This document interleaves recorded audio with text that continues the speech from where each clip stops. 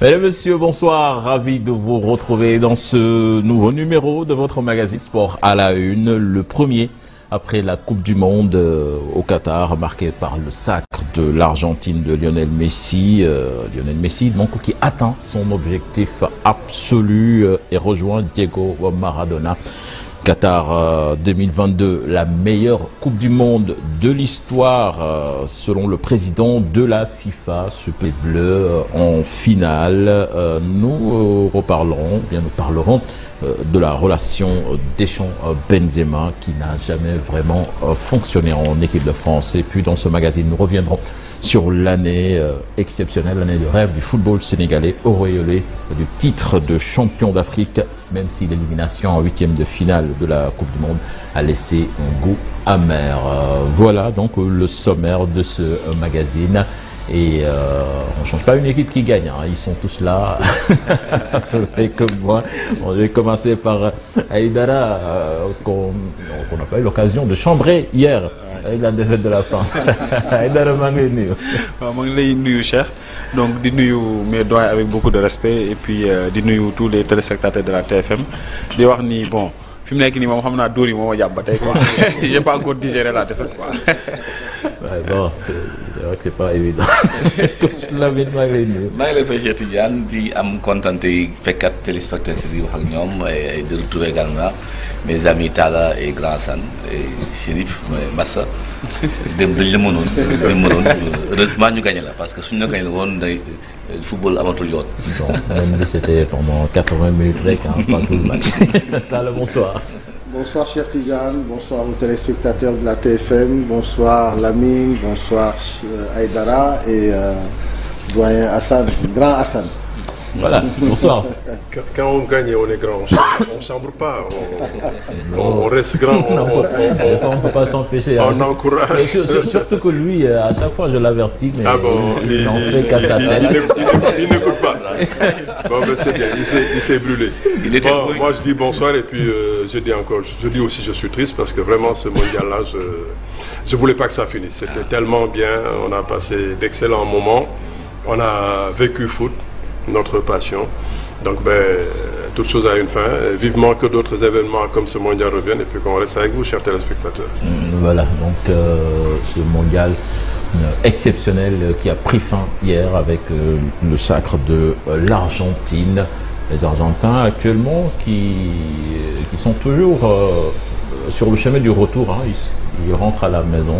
L'avion n'a pas encore atterri à Buenos Aires. Et d'ailleurs, il y a à peu près une heure de cela, ils ont survolé même le ciel sénégalais pour rejoindre le pays. Bon, parce que l'avion, comme nous le fait souvent dans ce genre d'événements, télé yi dañuy vol bi dañ koy filmer en direct topp ko fu mu romb yaa ngi gis réew yu muy survolé. Je pense qu'on l'avait fait lors de la Coupe d'Afrique des Nations aussi avec l'arrivée de nos Lions du Sénégal.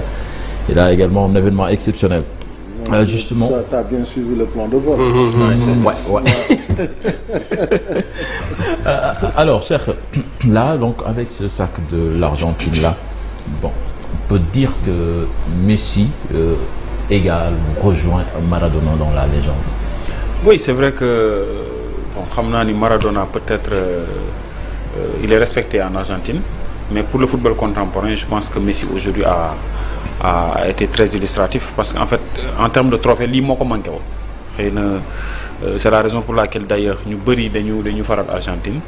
Donc je pense que c'est un sacre qui est très bénéfique pour le pays mais aussi de façon particulière pour Léo Messi à qui l'équipe a joué parce que soo seetloo man je me dis que même pourquoi l'Argentine a gagné cette finale, c'est parce qu'en fait il y avait un dévouement autour de Messi, autour du fait que aussi c'est une grande star ba nga xamante ne donc joueurs yëpp dañ ko yéene woon.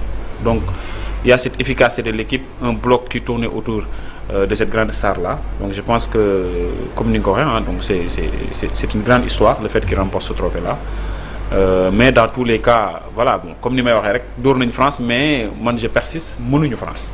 man loolu laa jàpp quoi xëy na suñu xuusee débat nañ ci revenir coach du ko nangu mais voilà. c'est ça le foot. Si l'Argentine n'est pas supérieure hier, je n'y comprends pas. Il y a Vieux qui nous envoie le plan de vol. Le plan de vol. Vieux était content toi aussi. De l'avion. Je pense que l'avion argentin est en rouge actuellement. Et ils sont à 108. Je pense que, voilà. Donc, voilà, Hassan, avec cette victoire, comme Numakola de Sawai, Messi, on sait que c'est un gars qui a énormément souffert de ses échecs en équipe nationale. Là, à 35 ans, il attend le rêve absolu, comme on dit. Femnekni, je pense qu'on peut dire que il est légal de Diego Maradona au pays. Sportivement parlant, il est légal. Est-ce qu'il le dépasse même pas? Parce que je pense que quand j'ai regardé, Maradona, je pense, n'a pas gagné la Copa América. La Copa América. Sportivement parlant, mais je suis un peu trop croyant. Mais cette victoire qui arrive à Messi à ce moment-là, pour moi, dafa am beneen saveur, beneen teneur, beneen saveur. Le gars a été quelquefois très mal jugé en Argentine. À la limite, il a même été de temps en temps rejeté, vilipendé et même maltraité. Et ça, cautionné par Maradona. Si c'était même pas lui qui jetait la première pierre, ouais, il n'a pas notre tempérament. Mais quelque part aussi, on peut le comprendre parce que le talent était exceptionnel. En club, il gagne tout, il rafle tout. En équipe nationale, ça ne marche pas. Ouais, et puis, c'est parce que cher aussi. Non, et puis il a été un personnage timide, qui ne parle pas, qui n'a pas de leadership. Mais tout cela. Mais en équipe nationale, on le jugeait très mal. Beaucoup de Copa América, le Mondial 2014 qu'ils perdent. Si les gens sont honnêtes, non, beaucoup doivent revenir à côté de Messi, se mettre à genoux et lui demander pardon. Amul lu mu deful am ay coéquipiers yoo xam ne dañ koy bàyyi. Ils l'ont lâché. Yàlla li muy def moment bi nga xam ne au moins ñoom benn chef d'État bu tenace qui dit tu ne lâches pas la sélection, il faut que tu reviennes. Moment boobu bi mu dellusee yàlla def Diego n'est plus là, il a un peu plus parce que aussi c'était un poids sur ses épaules. Le gars il était là, son ombre planait toujours sur ses épaules. Il est pas là, tu gagnes la Copa América, tu la gagnes où? Tu la gagnes au Brésil. Est-ce que kooku yéen a ngi mesure portée bi naka la toll? Tu viens daaw tu signes au PSG, gars yi presque tubaab yu ëpp li tel le vomir waaw kii il a fini lan lañ ko doon doyee mu defaruwaat préparé wu, il s'est réacclimaté, il s'est réadapté, il s'est préparé, il a gagné ce mondial. Sincèrement, moi je pense que je le mets même au-dessus de tout parce que moi c'est ci aspect boobu lay xool ne vraiment il l'a mérité, il est allé la chercher cette Coupe du Monde. Et il a quasiment gagné tout seul aussi. Donc, pour se mettre... Mais quelque part là, est-ce que ces critiques aussi ne lui ont pas servi? Parce que au début, on disait que Messi était froid, Messi manquait de leadership, il n'en faisait pas assez. Et durant cette Coupe du Monde, peut-être même avant, depuis la Copa América, on voit un autre Messi qui s'affirme, qui davantage vis-à-vis de ses coéquipiers et même de l'entourage même de la sélection, qui commence à prendre vraiment la bonne mesure et l'amplitude qu'il faut vraiment pour exister. Parce qu'à un moment donné, il était là. C'est-à-dire qu'on pouvait même dire que Messi, c'était la présence de l'absence. Il venait, il faisait ses matchs et il repartait. Mais là, on a bâti une équipe autour de Messi. Qu'il avait quitté le pays très jeune. Très jeune. Bon, ce que les gens n'ont pas compris parce qu'ils se disent qu'ils n'ont pas les mêmes valeurs, les mêmes vertus, parce que lui, il a grandi en Espagne, il est plus espagnol que sud-américain. Donc, et il y a ce côté-là de colonialiste, de néo-colonialiste entre l'Espagne et les Sud-Américains. Donc, quelque part, ça lui a un peu desservi. Et comme disait Hassan, par rapport à la présence de Diego Maradona et certains joueurs aussi qui ont été complices dans cette affaire-là. Ils n'ont jamais joué le jeu et ils n'ont jamais été francs avec lui. Quand il jouait avec l'équipe de l'Argentine, lui balançait des pots de banane du genre oui il en fait trop, il pense que à lui seul il peut régler le problème. Et Agüero qui parle aujourd'hui, et il y en a d'autres les Higuaín et tous. Ils n'ont jamais été sympas avec lui. Non, il faut dire. Agüero, oui, mais c'est son ami intime. C'était son ami, mais avant ça, il l'a pas soutenu ouvertement. Il fallait que quelqu'un monte au créneau. Il avait son beau-père de l'autre côté. Voilà, et ça, c'était des choses quand même qu'on pouvait comprendre dans cette sélection-là. C'était pas facile pour lui. À la veille de la finale, Messi a demandé à ce que Agüero dort avec lui, comme ça se faisait. Je pense que c'est bien avant ça. Hein. Lui, il a carrément fait partie de la délégation. Non, mais à la veille de la finale, c'est comme ça que ça s'est fait, comme ça se faisait lors des précédentes. Oui, mais heureusement, et aussi le sélectionneur aussi a pris ses responsabilités en se disant, moi, je vais bâtir mon équipe autour de Lionel. En disant, maintenant, c'est ça. Il faudra que vous travailliez pour lui. Et c'est ça aussi qui fait gagner une équipe. Quand tu as un joueur exceptionnel comme lui, il faut lui donner des éléments autour de sa personne pour pouvoir au moins exceller ou briller davantage sur les matchs. Et ça a payé. Aujourd'hui, on voit que c'est des garçons qui l'acceptent, qui se disent aujourd'hui, c'est toi le boss, c'est toi le patron, on tourne autour de toi, on travaille pour toi et on te donne le ballon. Et tu fais ce que tu as à faire. Mieux encore, c'est des garçons qui ont adulé Messi en tant que joueur. Parce que quand tu regardes, par exemple, le 11 de départ de l'Argentine d'hier, quand Messi jouait le mondial de 2006, Enzo, il avait 8 ans. McAllister, 7 ans. L'avant-centre, il avait 6 ans. C'était des jeunes gamins. Et ils ont grandi comme ça, avec Messi comme idole. Et quand ils sont venus en équipe nationale, ils se sont dit, ah mais voilà, on va le soutenir. C'est le boss. Il l'accepte. Ça existe dans la vie de tous les jours. Il y a des gens qui ont ramené yalla mo len may lolu da nga len koy nangul. Donc su fekkee ne lolu nangu nako da fay yomb pour ñepp. Messi li mu mën du ñepp ko mën. Tay li mu woné dafa woné né man mën nako parce que à son âge ce qu'il a fait sur le match d'hier là. Moi j'ai eu la chance d'avoir été voir des matchs à Paris, mais quand j'ai vu Lionel Messi, mais dama len né mais ki ak déclaration yu mu doon def ni mu doon préparer mais journaux yëpp doon wax ne ñii li muy préparé au mondial bi est-ce que dina ko rëcc. On se disait pas qu'il allait gagner ce mondial, mais li ñu defaroo muy moom muy Neymar muy Mbappé ku nekk tu avais en ligne de mire la coupe du monde lu leer la woon ci ñoom. Donc à partir de ce moment quand tu vois tous les trois ku nekk de ton côté tu as travaillé pour marquer cette coupe du monde. Et certains l'ont réussi comme Messi et Mbappé. Malheureusement pour Neymar, ça n'a pas été le cas, mais Messi, il a énormément travaillé pour cette Coupe du Monde. Et les garçons lui ont reconnu au moins cette dépendance-là en se disant, c'est lui le boss, on travaille pour lui. Et pour compléter, voilà, et pour compléter un peu, le coach aussi, parce que le coach, il est venu de nulle part, en fait. C'était son ancien. Voilà, c'était l'adjoint de Sampaoli. Après, Messi même, il a défendu sur toute la ligne. Parce qu'à un certain moment, le coach il devait plus rester, mais Messi beaucoup de gens qui daf ko fa téye ci sélection ba paré coach fofu le staff technique amé solo parce que je pense qu'il y a Pablo Aimar aussi qui dit en tout cas qui joue le rôle d'adjoint et qui a aussi compris qu'il fallait que Walter Samuel à côté. Walter aussi, voilà, il fallait donc tous les anciens ont fait corps effectivement avec ils ont fait un bloc autour de Messi. Les jeunes aussi ont respecté la hiérarchie. Te loolu dafa am solo ci te loolu moo feeñ en fait ci voilà moo feeñ ci match parce que société toute l'équipe donc fournissait des efforts au profit de Messi. Donc je pense que tu travailles pour le patron. Le patron c'est lui. Te hiérarchie boo ko nangoo autorité. Mais c'est lui le patron de l'équipe. lu ñuy def ñun dañuy daw taakale marqué bu ñu jàppee bal bi jox ko. te entraîneur bi lu mu wax lu leer la on cherche Messi et dans le dernier tiers lu ñu am daal jox ko.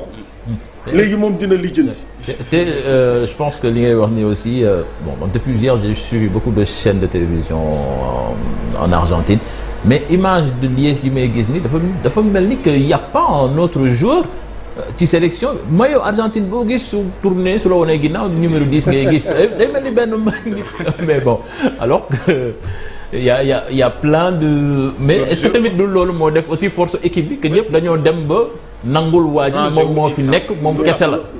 loolu mooy équipe Pelé bi muy marqué le numéro 10 tey bu ñu boo gisee ku sol numéro 10 da nga naan moo war a gën a aay ci équipe bi numéro 10 même boo leen nekkee xale sax buñ koy jox nit dañuy seet ki ñu koy jox. dañ la naan 10 dafa 10. non 10 dafa 10. yow soo yoree suñu numéro 10.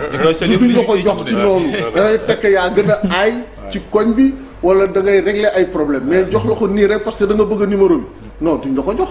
mais là tu sens que le gars il porte le numéro 10 et c'est un numéro lourd à porter.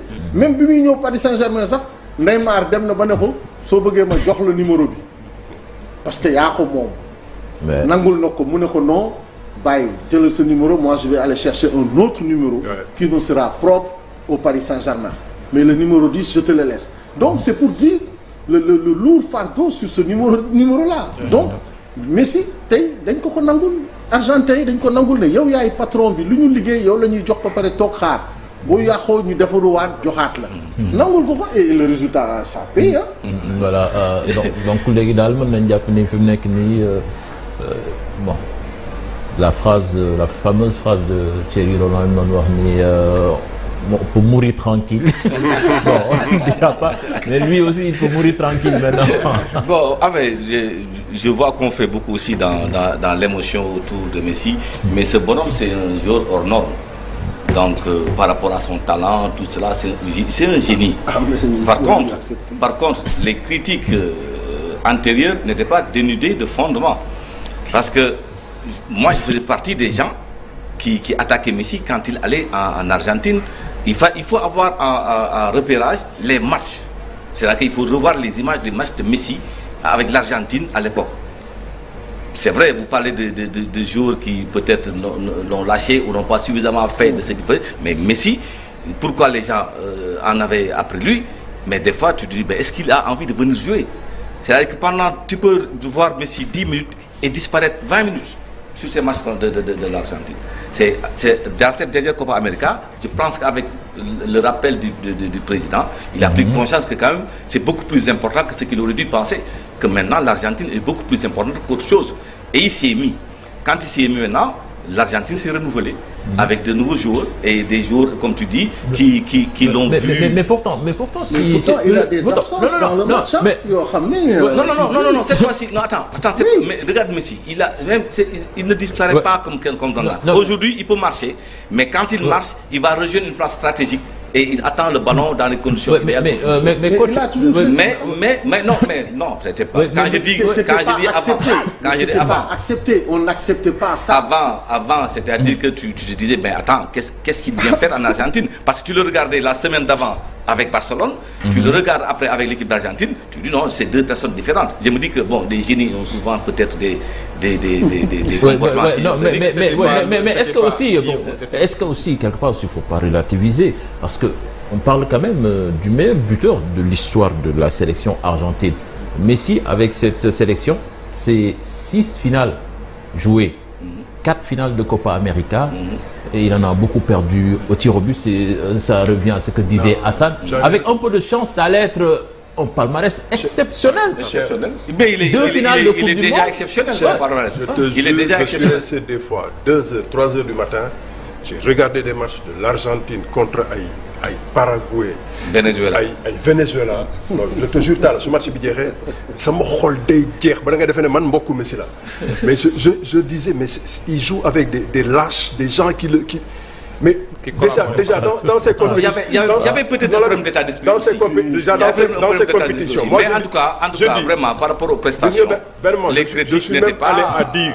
Est-ce que benn moment Copa América dañu yóbbu ay arbitres européens ñu nekk fa parce que li fa doon am mënul nekk mais agression yi Messi du subir délibérément te du tere Lamine sur chaque match joxe na ñaari balle de but sur chaque match minimum jox na Higuaín mais dama doon xool ma ne ñi est-ce que ay góor lañ. mais peut-être que aussi c'est la comparaison avec Barcelone qui le desservait un tout petit peu parce que mais aussi là-bas c'était une machine huilée qui c'est ça qui trompe un peu. Et surtout un club qui à l'époque jouait pratiquement avec oui mais les premiers mais bien sûr c'était automatique au Barça mais au Barça c'était une machine. Le seul lieutenant qui devait décorer dans les temps. Quand tu regardes Mascherano jouer avec Messi, tu sens que celui-là, vraiment, il a quelque chose quelque part. Mais les autres, laissent tomber. Non, les Palacios... En tout cas, son palmarès aujourd'hui est inégalable. Donc je pense qu'il le mérite amplement. Et au vu de ses prestations, il a joué tous les matchs de l'Argentine intégralement. Avec quelle prestation? Et même ça, quel couteau entre les dents. Ensuite, tu vois Messi défendre. Depuis la deuxième journée... Oui, non, il a pris les choses en main. C'est que depuis la deuxième journée, même l'Argentine est en sursis. Quoi. Oui. À chaque match, c'est couperé. Donc tu gagnes et tu disparais. Donc du coup, il a réussi un truc exceptionnel. Et je n'ai jamais vu un jour mériter autant un titre de Coupe du Monde que Messi. Bon, mais ne parle pas de Mbappé. Mbappé, c'est un phénomène, hein? C'est un phénomène. Mais c'est pas comparable à Messi. Non, c'est pas comparable à Messi. Mbappé, c'est un phénomène. Réellement, c'est un phénomène. C'est un phénomène et il va marquer l'histoire du football. Mais lui, c'est un génie. Mais avec Messi, avec cette Coupe du Monde là, le palmarès était déjà extraordinaire. Mais avec cette Coupe du Monde, ça le rend féerique carrément. Parce que là, il le fallait. Ça faisait partie de ses derniers objectifs. Non, je pense que c'est quand même trop prétentieux de parler de Messi, de parler de Mbappé après. C'est un phénomène. Mbappé a 10 ans devant lui, alors que Messi... Faire ce que Messi a fait, ça n'a rien. Ce bonhomme, il est hors convention. C'est un génie. Aujourd'hui, il a montré à la planète du monde du football que... D'accord, on prend la défaite, on fait profil bas. Mais à 23 ans, 24 ans, ce qu'il fait sur cette finale-là, il faut aller chercher quelqu'un pour le faire. Il faut aller chercher quelqu'un pour le faire. Oui, mais on ne parlera pas de lui pour vraiment... respecter la victoire de Messi. Pour le respect qu'on a pour Messi, mais il aura marqué je vous ai dit que c'est un phénomène. Vous m'entendez là, c'est un phénomène. Vous m'attendez la perche, Nigui Warti Mbappé. On va découvrir bien le tableau d'honneur donc de cette finale. Gis ngeen ko noonu, Kylian Mbappé, meilleur buteur de la compétition avec 8 buts, je pense. Non, du tableau bi la sorte. C'est les statistiques de... Je pense que c'est les stats. Ok. Donc Mbappé, meilleur buteur de la compétition avec 8 buts. Mooy loo xamee ni lu exceptionnel la, surtout ak li mu njëkk a dugal ci édition bi passée. Il est parti peut-être pour être le meilleur buteur d'une coupe. 3 buts en finale. Mais c'était prévisible, hein, Cheikh. S'il ne se blesse pas, s'il n'y a pas de bobo, il est parti pour battre tous les records de buts marqués certainement en... Les Gerd Müller et Klose là, ils vont... Coupe du Monde. Pour rester si ñoom ñaar, il faut leur tirer le chapeau parce que avant le coup d'envoi, le record de buts en mondial n'est pas battu. Il faut marquer 6 buts sur ce match-là pour battre ce record. Ils l'ont fait. Il faut le faire. Hein. Il faut le faire. Après Brésil et France, où les gens marquaient 171, là 172. On m'a dit que c'était pas un match Messi-Mbappé. Mais au final, ils l'ont fait. Non, c'était prévisible. Moi, j'avais dit, j'avais pronostiqué, ce sont deux grands joueurs qui vont marquer cette finale-là. Mais comme j'ai l'habitude de dire, cette équipe française-là ne peut pas jouer 90 minutes sans marquer de but. Parce qu'en fait, Mbappé, ça par A ou B, il va trouver la faille. Non, ça arrive très rarement. Ça arrive très rarement. Parce que si le penalty là n'est pas sifflé, vous ne revenez jamais dans ce match. Non, mais les penaltys vont pas. On peut tout dire parce que non, c'est vrai. À la lecture du match, tu peux voir entre la 64e et 75e minute, l'Argentine perd des premières relances et des transmissions entre le milieu et l'attaque, et la France revenait.